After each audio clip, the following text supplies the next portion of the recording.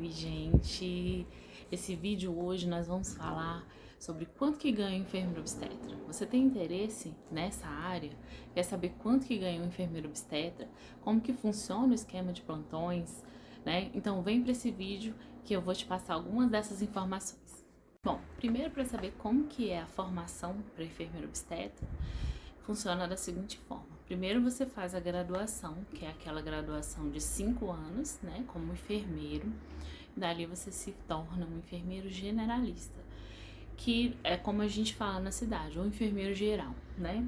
Que é um enfermeiro que ele não tem especialidade, mas ele pode atuar em qualquer campo da enfermagem, né? Ele é um enfermeiro geral, então ele pode trabalhar tanto em obstetrícia como em outras áreas, só que ele não pode realizar partos em procedimentos específicos do enfermeiro obstetra.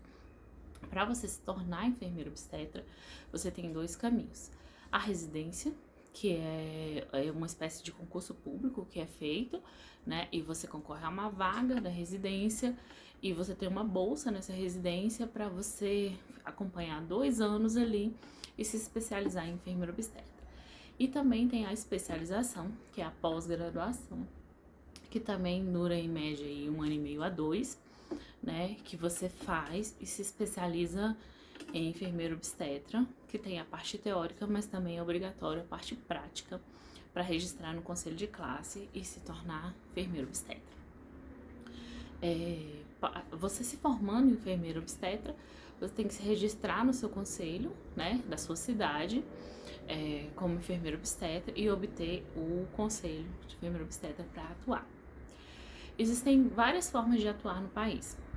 Aqui na minha cidade, a gente tem os hospitais particulares e a gente tem o concurso público, né?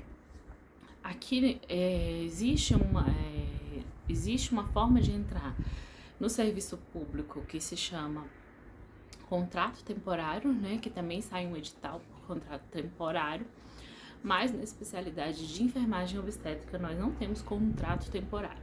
Nós temos os concursados, enfermeiros obstetras, e temos os plantões nos hospitais particulares. Eu sou concursada como enfermeira obstetra na Secretaria de Saúde do meu estado, então eu vou falar da área que eu conheço, né? Eu nunca trabalhei em hospitais particulares e eu vou explicar um pouquinho por quê, né? Que eu nunca trabalhei em hospitais particulares.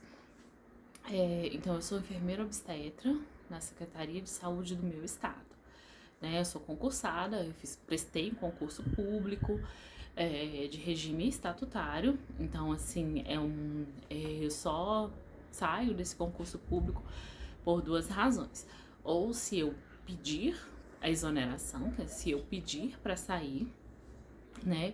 Ou se eu cometer alguma falta grave, que aí eu passo por um processo administrativo para ser exonerada, né? Então é um concurso estatutário que a gente chama de estabilidade, né? A gente tem uma certa estabilidade nesse concurso.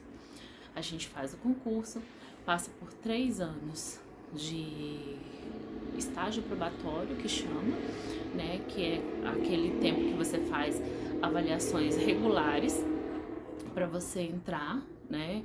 Você vai trabalhando e é avaliado pela chefia de forma regulamentar a cada 6 meses. E essas avaliações têm que atingir uma certa pontuação, né? Para você progredir e continuar dentro do serviço público.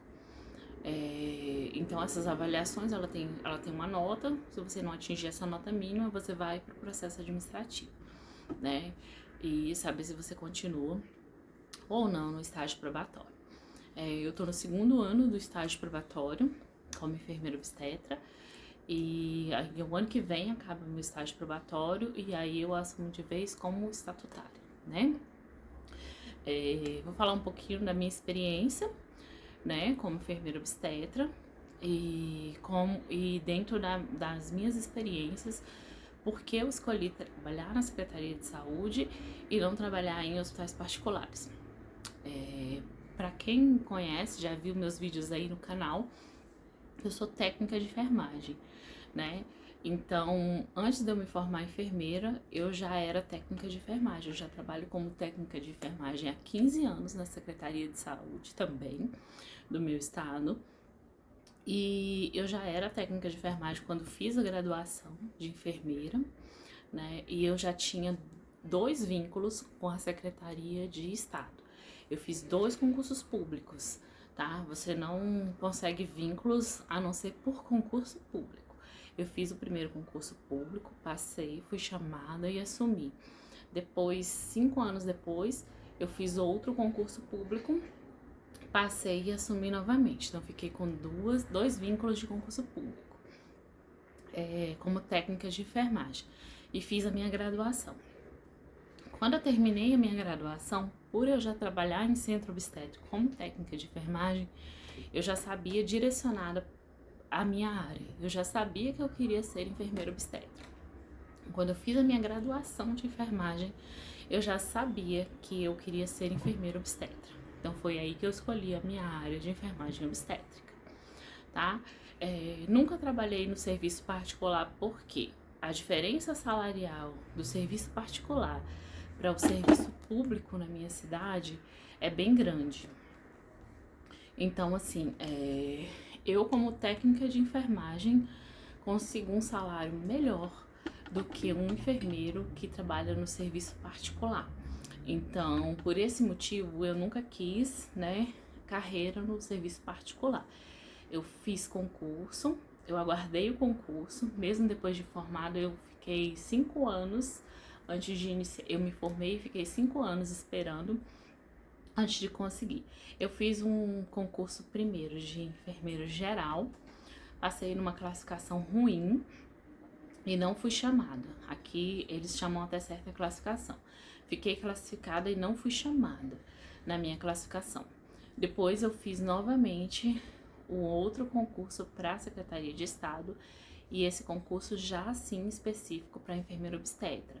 Nesse tempo, depois da minha graduação e pós-graduação, que eu precisava de mais 2 anos para pós-graduar, para assim fazer o concurso de enfermeira obstetra. Depois que eu fiz o concurso de enfermeira obstetra, levaram ainda 2 anos, mesmo na classificação, mesmo passando bem classificado, ainda foram 2 anos para que o governo do estado me chamasse para trabalhar como enfermeira obstetra. Por isso, juntando tudo isso, depois de 5 anos de formada, foi que eu comecei a trabalhar como enfermeira obstetra na Secretaria de Estado.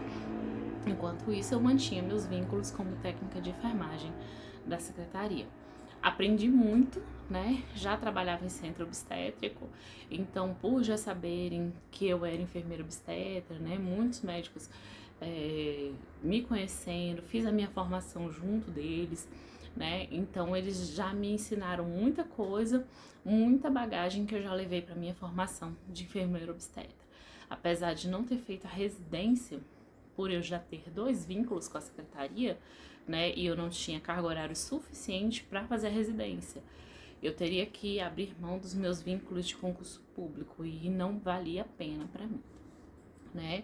Por isso eu fiz a pós-graduação. Então, passando aí a minha formação, como que funciona a carga horária de um enfermeiro? Quando você entra, você tem 2 opções de carga horária. Quando você entra no concurso público, você faz um concurso público para 20 horas semanais. Você tem que cumprir uma carga horária de 20 horas semanais, né?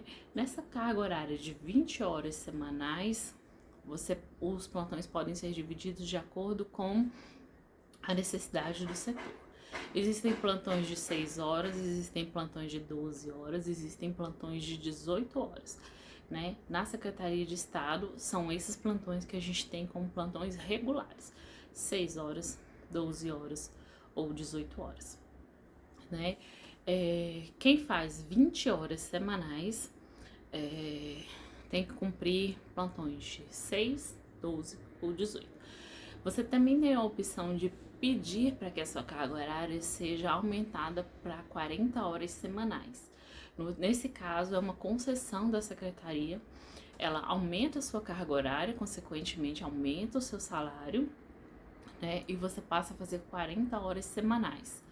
Mas esse pedido que você faz à secretaria, ele depende da necessidade de enfermeiros, né? Se a secretaria tem um déficit de enfermeiros, um déficit de profissionais, ela concede essas 40 horas onde ela tem esses déficits, né? Se ela não tem esse déficit, ela não concede essas 40 horas. Então a gente não pode contar como sendo 40 horas. A partir de quando você tem essas 40 horas concedidas, né, elas se tornam tecnicamente permanentes, né? Você só perde essas 40 horas se você pedir para sair das 40 horas e voltar para sua carga de 20 horas normalmente, ou se tornar inviável para a secretaria pagar esse número de profissionais, né? Se ela tiver excedente de profissionais, o que nunca acontece, portanto a gente considera como se fossem permanentes essas 40 horas, né? Porque o quadro de profissionais está sempre em déficit na secretaria, né? Independente de quantas contratações aconteçam, sempre temos déficit, nunca é suficiente para suprir, porque aumenta o número de pacientes, aumenta o número de leitos, aumenta o número de atendimentos e sempre temos profissionais aposentando, profissionais que vão a óbito, profissionais de licença médica, então o déficit sempre acontece. Então quem tem essas 40 horas permanece com 40 horas. O salário de quem tem 20 horas, né? A gente tem o salário base e a gente tem gratificações. O salário base de quem faz 20 horas é R$ 3.300 de salário base, né? É esse salário base que faz todos os outros cálculos. Em cima desse salário base, a gente tem a insalubridade de 10%, né? A gente tem o auxílio alimentação, que está em cima desse salário base. A gente tem uma gratificação por titulação, que a gente pode atingir até 30%, né, de gratificação. E nesse caso são cursos, especializações, quanto mais você tiver aprimoramentos, né, você pode ir colocando até que você atinja um teto de 30% da remuneração, com cursos e especializações, né. Você também tem os adicionais, né? O adicional noturno, por exemplo, para quem faz plantões noturnos, né? Existe um adicional de plantão noturno e aí varia muito, esses valores são bem difíceis de passar para vocês, né? Quem faz 40 horas, esse salário base é dobrado para 3.300. Então, todas as outras gratificações, elas ficam ali baseadas nesse salário base de 6.600. Então, ali, 6.600 mais os 10% da insalubridade, mais o auxílio alimentação. Você também tem o auxílio de movimentação, né? Quando você mora numa cidade e trabalha na outra, você tem um auxílio de movimentação, a gratificação de movimentação, e elas vão se inserindo no salário e aumentando esse valor. Chega perto dos 10 mil reais ali de bruto. Mas temos que levar em consideração que também temos o desconto do imposto de renda, que é bem alto, né? Para quem tem essa remuneração, o imposto de renda é descontado 27,5%, então é uma facada, tira uma fatia bem grande, né, do nosso salário. Também temos o INSS, que já vem descontado no nosso salário, que é uma fatia também bem grande, né, que aumentou bastante agora, não sei se foi para 7%, era 4%, foi 7%, então é uma fatia grande, também contando aí imposto de renda, mais essa fatia do INSS, né, então a remuneração bruta chegando perto ali dos 10 mil reais, você tem um desconto aí que te leva de 7 a 8 mil reais, 7.500 para 8 mil reais, o salário líquido, né, de quem faz 40 horas. Aí eu não tenho como basear porque minha carga horária é 40 horas, então eu tenho isso daí como base. Então, para quem tem curiosidade de saber, o líquido gera em torno de R$ 8.000, de 7.500 a R$ 8.000. Pode parecer bastante para algumas pessoas e pode parecer muito pouco para outras. Depende da localização de onde você vive, né? De qual a sua cidade, de onde que você está vendo esse vídeo, porque salário, custo de vida, né? Eu moro na capital federal, então nós temos um dos mais altos custos de vida, né? Então, mesmo para quem não mora lá no centro de Brasília, que eu moro na periferia do Distrito Federal, né? Mesmo para quem não mora no centro de Brasília, nós temos um custo de vida bem alto, de moradia, de educação, né? Então, é um salário que eu considero um salário justo para a categoria, né? Deveria ser melhor? Sim, tem outras categorias de mesma formação de nível superior, né, dentro da Secretaria de Estado. E deixo claro aqui que eu não estou falando da medicina, tá? O salário da medicina sempre é diferenciado, mas nós temos outras categorias, como odontólogos, né, nutricionistas, que são categorias de nível superior, fonoaudiólogos, e que temos também uma diferença salarial aí nessas categorias. Estamos lutando pela isonomia dessas categorias, todas as de nível superior ali, exceto a medicina, que um salário diferenciado mesmo, né? Então é isso, para você que teve a curiosidade aqui de saber, deixa eu só dar uma olhadinha aqui nas coisas que eu anotei para ver se eu não tô esquecendo nada de falar com vocês, né? Eu já falei sobre a carga horária, esquema de plantões, como que eu entrei, né? Porque eu não trabalhei particular, já falei aqui para vocês também, os valores, né? Existe também uma progressão de carreira, ou seja, como eu falei para vocês, eu tô no meu 2º ano de carreira, né? Então, existe uma progressão de carreira. A cada 5 anos, nós fazemos uma avaliação de títulos, né, e especializações que a gente fez durante esses 5 anos.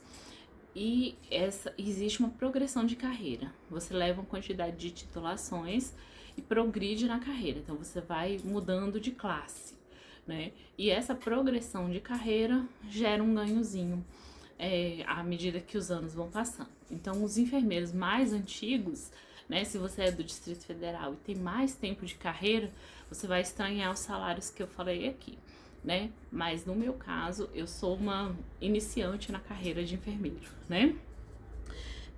Eu já falei sobre os valores variáveis.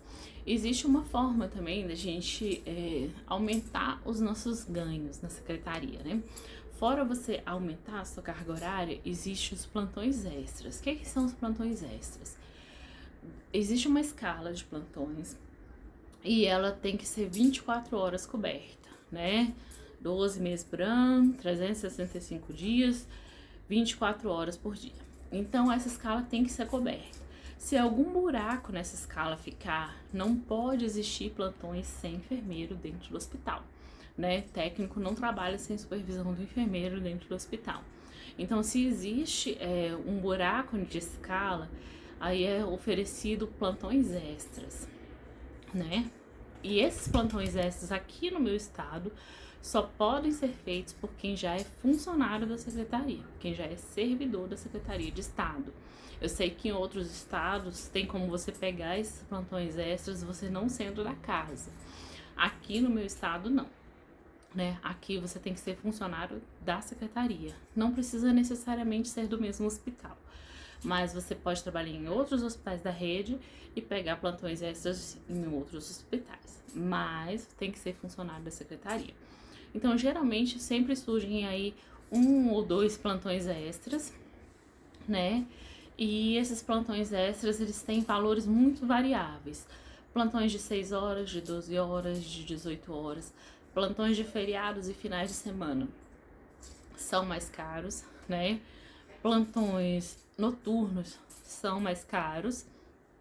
Então, a gente tem como aumentar aí essa remuneração, né? Eu costumo pegar em média 2 plantões extras e fica ali, gira em torno desses 2 plantões extras aí, geralmente pego noturno, né? Em torno de 1.200 até 1.800 reais esses 2 plantões extras aí. Depende muito, varia muito. Como eu falei pra vocês, se for final de semana, se for dia da semana, né? Então varia aí. Se eu pegar dia ou noite, geralmente esses 2 plantões extras que eu faço rende entre 1.200 a 1.800, tá? Então é isso. Se você gostou de saber quanto que ganha um enfermeiro obstetra, se você trabalha na rede particular e tem experiência para trocar, conta aqui pra gente aqui nos comentários qual é a diferença salarial que você viu, né?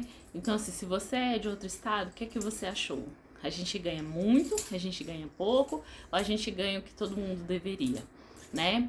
Então é isso, muito obrigada por você que me acompanhou. Se você ouviu algum barulhinho aí, são as minhas gatinhas anjinhas que estão aqui, de vez em quando elas balançam a câmera, né? Então é isso, muito obrigada, deixa o joinha aí, comenta aqui bastante coisa, indica esse vídeo para mais pessoas e até o próximo vídeo. Beijo!